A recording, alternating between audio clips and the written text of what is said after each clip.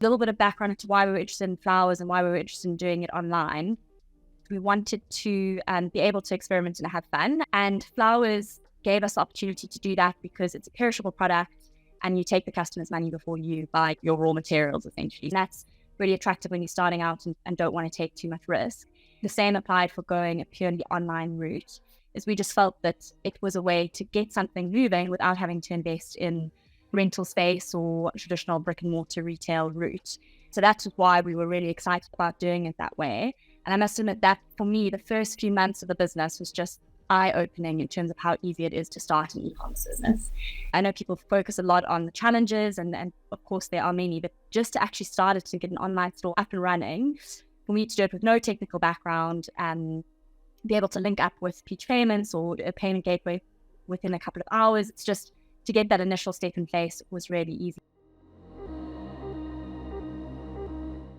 You have lots of sort of brick and mortar florists and then also lots of events florists. So there's lots of small businesses. And I must admit that so many of them don't use an online payment provider and go back and forth, EFTs, etc. I think just the drain of time for the team, you do get mixed around by customers or there's miscommunications along the way, the following up, the invoicing, all of that kind of stuff. So to be able to have that all online and being handled by a third party as well, that just takes one massive time away from a founder right at the beginning. But also it's great for us in terms of protection and legitimacy and things like that. So I really like the fact that we don't see any of the customers' credit card details and all of that kind of thing. I think it just adds legitimacy to the business and keeps things professional.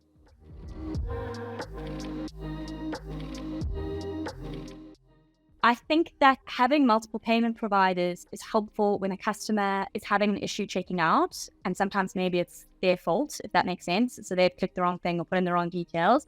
So instead of coming back and saying, okay, this doesn't work, they tried a different option and it goes through. By just giving them another option, I think it eliminates that. We would want to have additional payment options over time just to accommodate customer preferences and also international payments as well. Scale for us is something that we are excited by.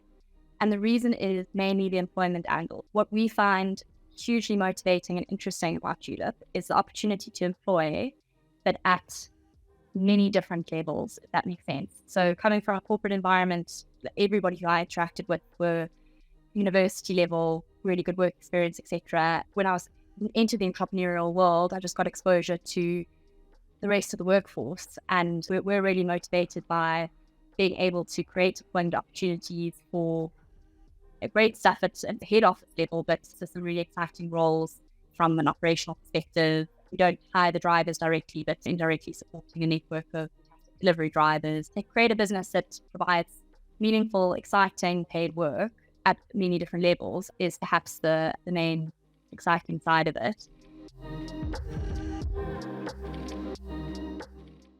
We've got flower subscriptions as gifts, but the customer actually pays for them upfront. So they'll buy 3 months or 6 months of flowers upfront. But if we go into a more self-purchase option, then I think pre-arranged payments monthly is something that we'd look at with you guys first. The way that we use the payment links currently is just anything that's off menu. So, for example, today, a customer message saying they liked this arrangement, but they actually want to pay more for it. They want more flowers. Can we do it for 150 Rand more? So instead of getting them to go through the website, pay, and then, so I just send them an email for the bigger amount I loaded on manually. So anything like that. The other thing we would send payment links for is actually quite big ticket items.